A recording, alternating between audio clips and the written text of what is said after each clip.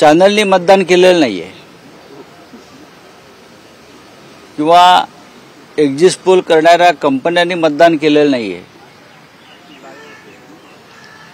कालचे exit poll हे ठरवून दिलेले आकडे आहेत।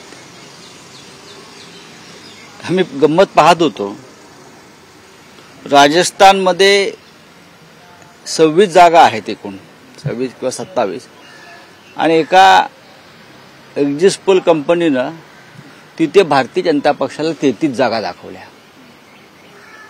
बरोबर ना?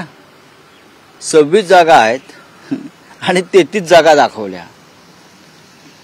आता मला असं वाटलं की हे सगळे मिळून भारतीय जनता पक्षाला 800-900 जागा देतील, एकत्रित 800-900 जागा देतील। आणि ती शक्यता, कारण मोदींनी एवढं ध्यान केलं आहे,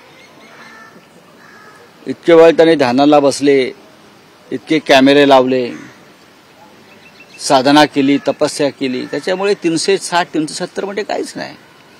अशा तपस्वी आणि ध्यानस्थ ध्यानमग्न माणसाला किमान 800 जागा मिळायलाच पाहिजेत, तरच ते ध्यान मार्गी लागलं असं मी म्हणेन। अत्यंत फ्रॉड अशा पद्धतीचा हा काय तुमचा पोल आहे।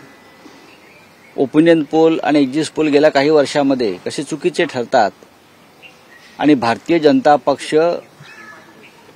या देशाचं गृह मंत्रालय आणि ती यंत्रणा कशा प्रकारे ह्याच्यावर प्रभाव टाकते हे सगळ्यांना माहिती आहे।